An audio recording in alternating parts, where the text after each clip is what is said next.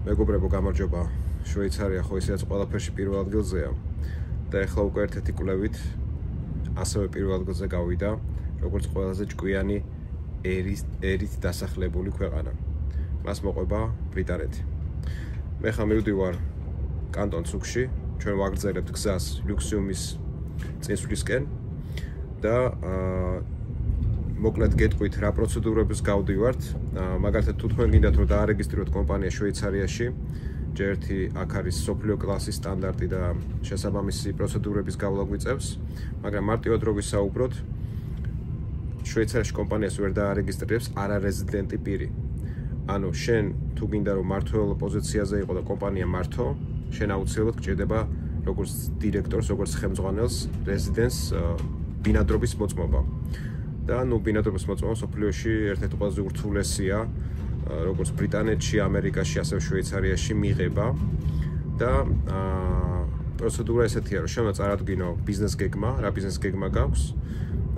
თან გამომდინარე იქიდან, რომ ჩვენ ვარ სტარტაპი, უფრო გართულებულია, ასევე გამომდინარე იქიდან, რომ ჩვენ ვართ ეგრეთ წოდებული მესამე მსოფლიოს ქვეყნის მოქალაქეები, გართულებულია საგრძნობლად და კვოტები არის წელიწადში გარკვეული რაოდენობა, რომ შეიძლება გაიცეს. ანუ აქცენტი კეთდება მაქსიმალურად ევროკავშირის წევრ ქვეყნებზე და ასე შემდეგ. მოკლედ, ბიზნეს გეგმა ჩაბარებული გვაქვს და გავლილი გვაქვს და ახლა უკვე ამ ბიზნეს გეგმაში არსებული კონკრეტულად ტექნიკური დოკუმენტაციის ეგრეთ წოდებული თეთრი ფურცლების, ანუ ლუქსიუმის თეთრი ფურცლის გავლა გვიწევს.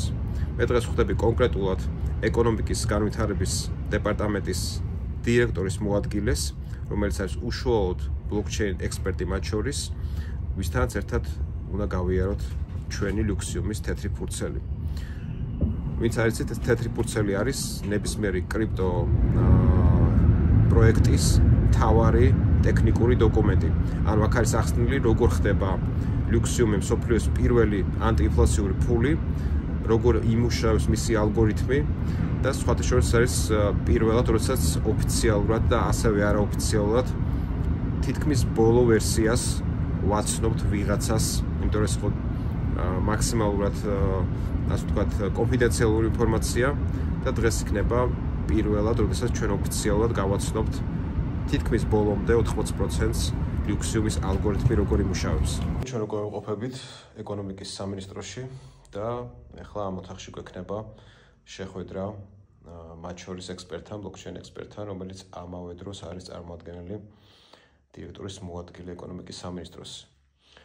ასე რომ ცოტა ხანში ჩვენ გავაცნობთ ჩვენს ეგრეთ წოდებულ თეთრ ფურცელს ლუქსიუმის, რომელიც იქნება მსოფლიოს პირველი ანტიინფლაციური ფული. ახლა გამოვედი შეხვედრიდან. საათნახევარი გაგრძელდა თითქმის ჩვენი შეხვედრა.